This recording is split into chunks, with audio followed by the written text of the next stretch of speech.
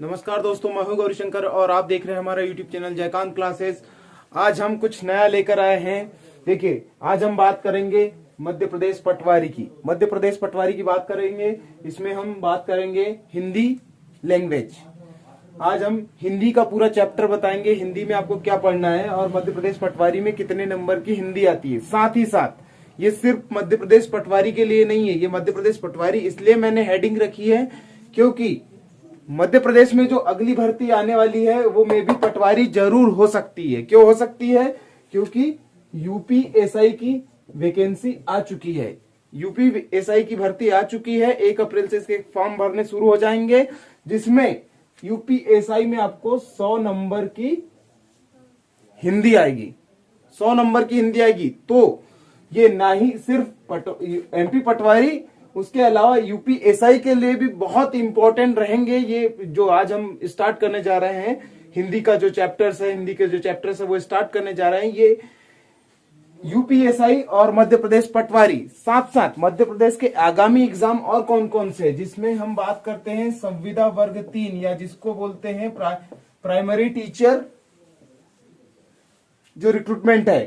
ठीक है, संविदा वर्ग 3 की भी भर्ती आएगी ही। इसके एग्जाम होने वाले हैं क्योंकि इसके फॉर्म पहले ही भर चुके। उसके साथ साथ भविष्य में हर साल जेल प्रहरी के एग्जाम हो रहे हैं, तो जेल प्रहरी के भी एग्जाम के लिए हिंदी इंपॉर्टेंट है।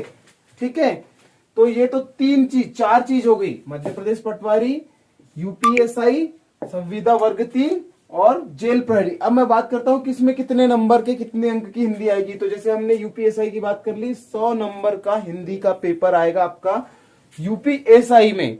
ठीक है, उसके बाद मध्य प्रदेश पटवारी की बात करें तो इसमें 20 नंबर से 25 नंबर तक के हिंदी का आएगा। मोस्टली 20 का ही है, तो 20 नंबर का मध्य प्रदेश पटवारी में आपके हिंदी आएगा। उसके बाद संविदा वर्ग 3 की बात करें तो इसमें 30 नंबर की हिंदी आती है। ठीक है, 30 नंबर की हिंदी संविदा वर्ग 3 में आती है। जेल प्रहरी की बात करें तो जेल प्रहरी में 20 नंबर की हिंदी आती है। ये भी मोस्ट इंपॉर्टेंट है। और एक चीज और हम छोड़ रहे थे, वो थी अपनी एमपीएसआई। ठीक है, एमपीएसआई में आपके 70 नंबर की हिंदी आएगी। तो आप मुझे बताइए कि जो आज हम जो शुरू करने जा रहे हैं ये इंपॉर्टेंट है कि नहीं है। एग्जाम पॉइंट ऑफ व्यू से बहुत इंपॉर्टेंट है, क्योंकि अगर मध्य प्रदेश की ही बात करें तो 1 एमपीएसआई, मध्य प्रदेश पटवारी 2, संविदा वर्ग 3, जेल प्रहरी 4 एग्जामिनेशन के लिए इंपॉर्टेंट है हिंदी लैंग्वेज। तो आपको हिंदी की अच्छे से तैयारी करना है। अगर आपको पुलिस का पेपर निकालना है, एमपीएसआई का पेपर निकालना है, 70 नंबर की हिंदी और 30 नंबर की इंग्लिश आती, तो हिंदी बहुत इंपॉर्टेंट है। ठीक है, तो चलो, ये तो हमने बात कर ली किन किन एग्जाम में हिंदी पूछी जाएगी। उसके बाद हम बात करते हैं हिंदी का सिलेबस क्या रहेगा या क्या पूछा जाएगा। लगभग सभी एग्जामों में सिलेबस सेम ही रहेगा। हिंदी से रिलेटेड हिंदी का सिलेबस थोड़ा चेंज नहीं होता है। जो सिलेबस है उसी से एग्जाम आएंगे और हम सभी पेपर आएंगे, क्वेश्चन आएंगे और सभी एग्जाम को हम एक साथ कवर करेंगे। इसलिए पूरा हम डिटेल में पढ़ाएंगे। अभी एग्जाम को काफी टाइम है, तो इसको हम काफी ब्रीफ में पढ़ेंगे, है ना। शॉर्ट में नहीं पढ़ना है, ब्रीफ में पढ़ना है, ताकि आप इजीली उसको समझ सके। सबसे पहले हम बात करते हैं क्या आता है हिंदी के पेपर में। तो हिंदी के पेपर में आता है, एक तो हिंदी भाषा से रिलेटेड, दूसरा हो गया हमारा हिंदी साहित्य से रिलेटेड, और तीसरा हो गया हमारा काव्य बोध। ये 3 इसके मेन हेडिंग रहेगी, इनसे ही क्वेश्चन आते हैं। चलो, उसके बाद हम बात कर लेते हैं कौन कौन से चैप्टर आपको यहाँ पर कवर करवाए जाएंगे या कौन कौन से चैप्टर एग्जाम में पूछे जाएंगे। ठीक, सबसे पहले बात करते हैं हिंदी भाषा का परिचय। हिंदी भाषा का परिचय की बात करें तो इसमें हम क्या पढ़ेंगे कि हिंदी कहाँ से शुरुआत हुई और हिंदी में क्या क्या यूज होता है, जैसे लिपि, या फिर बात करें हम कौन कौन सी जो प्राइमरी लैंग्वेज है जिनसे हिंदी मिलकर बनी है। तो ये हमारा हिंदी भाषा का परिचय हो जाएगा। ठीक है, जैसे कौन कौन सी भाषा है और हमारी, जैसे बात करते हैं हम ब्रजभाषा, अवधी, ये मैथिली, ये सब क्या है, ये हिंदी भाषा से रिलेटेड है। ठीक है, संस्कृत, ये सब हिंदी भाषा से रिलेटेड है। तो ये हम पढ़ेंगे हिंदी भाषा का परिचय। उसके बाद मानक हिंदी। मानक हिंदी में हम पढ़ेंगे अल्फाबेट्स और कहाँ क्या यूज किया जाता है। ठीक है, उसके बाद वर्ण विचार और वर्तनी विचार, ये दोनों में हम पढ़ेंगे कि कौन सा हिंदी में सही है, कौन सा गलत है। जैसे लिख दिया कि गति, ठीक है, और दूसरा लिख दिया गति, तो आपको ये बताना है कि कौन सा इसमें सही है। ठीक है, तो ये आता है हमारा वर्तनी विचार और वर्ण विचार में। उसके बाद शब्द निर्माण। शब्द निर्माण में क्या देखेंगे, प्रत्यय और उपसर्ग। प्रत्यय और उपसर्ग से बहुत सारे लोग वेल परिचित है, तो इसको ज्यादा डिफाइन करने की जरूरत नहीं है, क्योंकि हिंदी में मोस्टली ये तो पढ़ी है सभी लोगों ने। उसके बाद संधि समास की बात करें, संधि समास भी काफी लोग संस्कृत में भी पढ़ चुके हैं, हिंदी में भी पढ़ चुके हैं, तो संधि समास से भी क्वेश्चन आते हैं। ऑल एग्जाम जितने मैंने यहाँ पर 5-6 एग्जाम ब्रीफ में बताया आपको दिखाए हैं, वो 5 एग्जाम में संधि समास से क्वेश्चन तो आते ही आते हैं। तो ये बहुत ही इंपॉर्टेंट है संधि समास, ठीक है।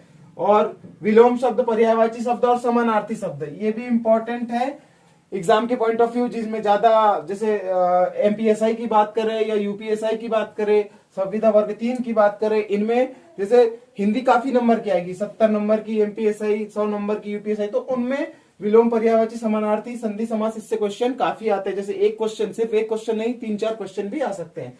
अब बात करते हैं हम तत्सम तद्भव। तत्सम तद्भव भी काफी इंपॉर्टेंट है, इससे भी क्वेश्चन आते ही है, तो ये भी आपको इंपॉर्टेंट ही है, ठीक। उसके बाद बात करते हैं अनोख शब्दों के लिए एक शब्द, है ना, ये भी आता है, ठीक। उसके बाद बात करते हैं मुहावरे एवं कहावत। मोस्ट इंपॉर्टेंट, मुहावरे, कहावत एवं लोकोक्तियां, ठीक है, लोकोक्तियां, ये चीज, ये तीनों पॉइंट आपको कवर करना है, क्योंकि इनसे क्वेश्चन आते हैं, ठीक। उसके बाद विराम चिन्ह की बात करें, विराम चिन्ह में क्या क्या आता है, पूर्ण विराम, अल्प विराम, अर्ध विराम, क्वेश्चन मार्क्स, प्रश्नवाचक चिन्ह और विस्मयादि बोधक चिन्ह, ये सब चीजें ये इसमें पूछे जाते हैं, ठीक है। तो विराम चिन्ह हो गया। उसके बाद अपठित गद्य एवं पद्य, इनसे भी रिलेटेड क्वेश्चन आते थे। जब ऑफलाइन जब पेपर होते थे तो उसमें आपके अपठित गद्य और पद्य से क्वेश्चन आते थे। फिलहाल तो इससे क्वेश्चन कम आ रहे हैं, फिर भी इसको कवर करना पड़ेगा, क्योंकि क्वेश्चन पेपर काफी सारे बनते हैं, तो हो सकता है इससे भी क्वेश्चन आ जाए। अब बात करते हैं हम, ये तो हो गया हमारा हिंदी भाषा की, हमने हिंदी भाषा का देखा, हिंदी भाषा में क्या क्या आएगा। उसके बाद बात करते हैं हिंदी साहित्य की। हिंदी साहित्य, जैसे कि साहित्य आप लोग पढ़ ही चुके हैं, तो हिंदी साहित्य में आपको मोस्ट इंपॉर्टेंट क्या रहेगा कि हिंदी की प्रमुख रचनाएं और उनके रचनाकार, ठीक है, हिंदी की प्रमुख रचनाएं और उनके रचनाकार। जैसे कवि की बात करें, लेखक की बात करें, तो उनकी कौन सी रचनाएं हैं और किस कवि का, मतलब इससे रिलेटेड क्वेश्चन हिंदी में पूछे जाते हैं। कौन से कवि ने क्या लिखा है, या दिया जाता है कि ये रचना है। जैसे मैथिली शरण गुप्त का नाम दे देते हैं, उसमें 4 ऑप्शन दे देते हैं कि इनकी कौन सी रचना है। जयशंकर प्रसाद का नाम दे देते हैं, सुमित्रानंदन पंत का नाम दे देते हैं, या फिर सुभद्रा कुमारी चौहान का नाम दे देते हैं, और उसमें बोलते हैं कि इनकी कौन सी रचना है। तो ये चीज हम पढ़ेंगे हिंदी साहित्य में। उसके बाद बात करते हैं गद्य कृतियां। गद्य कृतियां, ये वही चीज हो गई कि गद्य कृतियां कौन सी है, कि किसने लिखी है, ठीक है, ये सब चीजें भी हम इसी में पढ़ेंगे। उसके बाद हिंदी साहित्य का काल विभाजन। तो हिंदी साहित्य का काल विभाजन, कौन कौन से काल में हिंदी साहित्य को बांटा गया है, ठीक है, तो ये सब चीज हम पढ़ेंगे हिंदी साहित्य में। उसके बाद हम पार्ट 3 में बात करते हैं, तो हमारा पार्ट 3 जो है वो है काव्यबोध। काव्यबोध में क्या क्या पढ़ा जाता है, ये देखिए। काव्यबोध में कविता में क्या क्या चीज यूज होती है, क्या क्या उपयोग होता है। तो सबसे पहले काव्य पढ़ेंगे, काव्य क्या होता है, ठीक। उसके बाद रस, छंद और अलंकार। ये जो हमारा चैप्टर्स है, या ये जो हमारा भाग 3 है, ये काफी इंपॉर्टेंट है, क्योंकि यहां से काफी क्वेश्चन आते हैं। छंद, अलंकार और रस, इनसे बहुत ज्यादा क्वेश्चन आते हैं। तो ये जो मैंने यहाँ पर सेकंड हमारा पॉइंट है, ये काफी इंपॉर्टेंट है, तो ये आपको याद रखना है। उसके बाद शब्द शक्ति, शब्द शक्ति से क्वेश्चन आते हैं, और काव्य गुण, ठीक है। तो ये जो भाग 3 है काव्यबोध, ये काफी इंपॉर्टेंट है, ठीक है। उसके बाद ये भी काफी इंपॉर्टेंट है, सभी इंपॉर्टेंट है वैसे तो एग्जाम के व्यू से, लेकिन इनको आप कब सीखोगे, जब इसको आप ब्रीफ में समझोगे, ब्रीफ में पढ़ोगे, तब आप सीखोगे। और आपको ब्रीफ में कौन पढ़ाएगा, हम पढ़ाएंगे, और हमारी सारी जो क्लासेस रहेगी वो फ्री ऑफ कॉस्ट रहेगी, कोई क्लास का कोई चार्ज नहीं लिया जाएगा।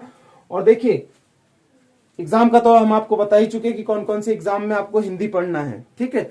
तो देखिए आपने अंत तक ये वीडियो देखा, इसके लिए धन्यवाद, और आप हमारे चैनल पर ऐसे ही बने रहे।